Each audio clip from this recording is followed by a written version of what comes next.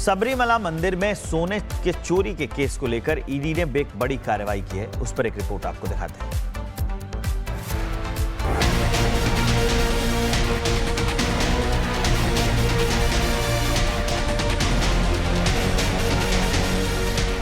भगवान के खजाने पर डाका।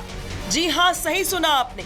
बेईमानी का भूत लोगों पर इस कदर सवार है कि वो भगवान को भी नहीं छोड़ रहे। मंदिरों में छोटी मोटी चोरी की घटनाएं तो आए दिन होती ही रहती हैं, लेकिन देश के प्रसिद्ध और बड़े मंदिरों में शुमार केरल के सबरीमाला मंदिर से सोना चोरी के मामले ने सबको चौंका दिया है। अभी तक ये मामला केवल चोरी का था, लेकिन ईडी की एंट्री ने इसे मनी लॉन्ड्रिंग का मामला बना दिया है। सबरीमाला सोना चोरी केस में ईडी की छापेमारी।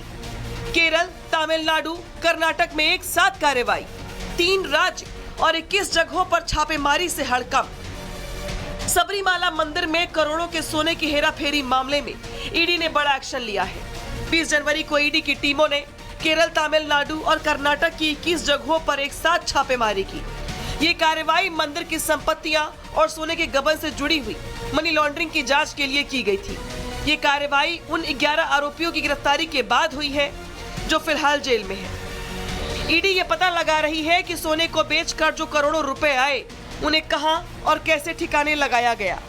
छापेमारी में कई डिजिटल सबूत और बेनामी संपत्तियों के दस्तावेज भी मिलने की बात सामने आई है। सबरीमाला मंदिर से जुड़ा सोना चोरी विवाद पहली बार 2019 में सामने आया, लेकिन जांच में पता चला कि इसकी जड़ें 1998-99 तक जाती हैं।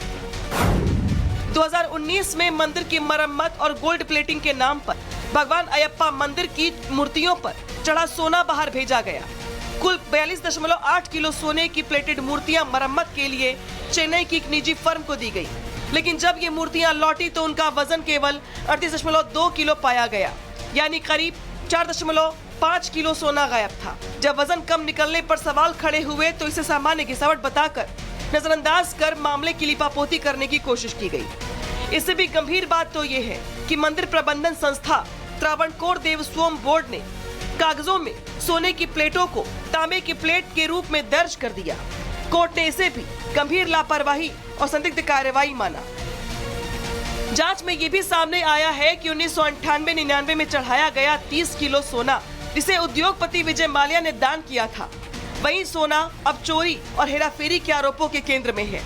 इस मामले में कोर्ट के आदेश के बाद एसआईटी की जांच भी जारी है। वहीं इस केस के एक मुख्य आरोपी उन्नीकृष्णन पोटी को भी बेल मिल चुकी है। सबरीमाला मंदिर लाखों करोड़ों श्रद्धालुओं की आस्था का केंद्र रहा है। सबरीमाला मंदिर से सोना चोरी का मामला न केवल प्रशासन की लापरवाही को उजागर करता है, बल्कि राजनीति और धर्म के बीच के गठजोड़ पर भी सवाल उठाता है। Bureau report, Republic Bharat. Sabarimala मंदिर में सोने के चोरी के केस को लेकर ईडी ने एक बड़ी कार्रवाई की है। उस पर एक रिपोर्ट आपको दिखाते हैं।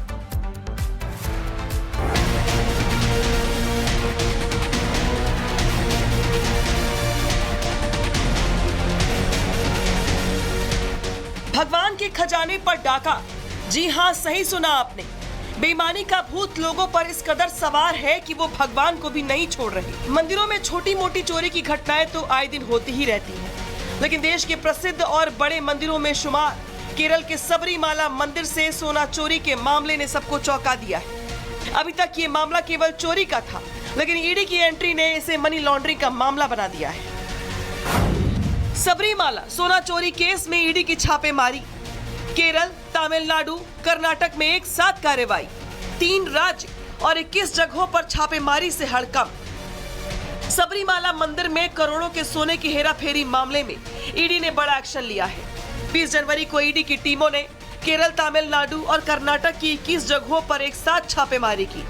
ये कार्रवाई मंदिर की संपत्तियां और सोने के गबन से जुड़ी हुई मनी लॉन्ड्रिंग की जांच के लिए की गई थी। ये कार्रवाई उन 11 आरोपियों की गिरफ्तारी के बाद हुई है जो फिलहाल जेल में है। ईडी ये पता लगा रही है कि सोने को बेचकर जो करोड़ों रुपए आए, उन्हें कहां और कैसे ठिकाने लगाया गया।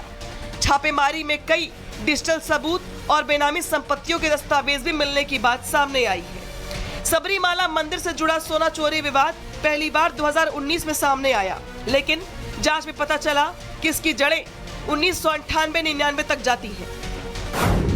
2019 में मंदिर की मरम्मत और गोल्ड प्लेटिंग के नाम पर भगवान अयप्पा मंदिर की मूर्तियों पर चढ़ा सोना बाहर भेजा गया।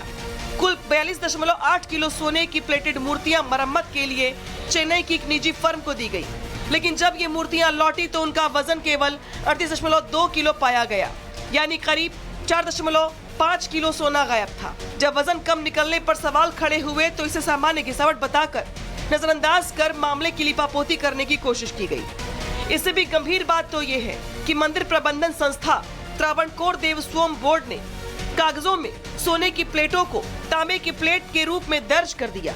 कोर्ट ने इसे भी गंभीर लापरवाही और संदिग्ध कार्रवाई माना। जांच में ये भी सामने आया है कि 1998-99 में चढ़ाया गया 30 किलो सोना जिसे उद्योगपति विजय माल्या ने दान किया था, वही सोना अब चोरी और हेराफेरी के आरोपों के केंद्र में है। इस मामले में कोर्ट के आदेश के बाद एसआईटी की जांच भी जारी है। वहीं इस केस के एक मुख्य आरोपी उन्नीकृष्णन पोटी को भी बेल मिल चुकी है। सबरीमाला मंदिर लाखों करोड़ों श्रद्धालुओं की आस्था का केंद्र रहा है। सबरीमाला मंदिर से सोना चोरी का मामला न केवल प्रशासन की लापरवाही को उजागर करता है, बल्कि राजनीति और धर्म के बीच के गठजोड़ पर भी सवाल उठाता है। Bureau report, Republic Bharat.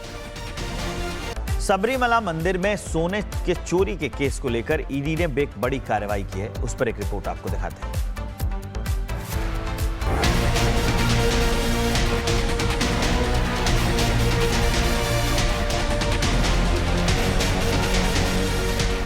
भगवान के खजाने पर डाका। जी हां, सही सुना आपने।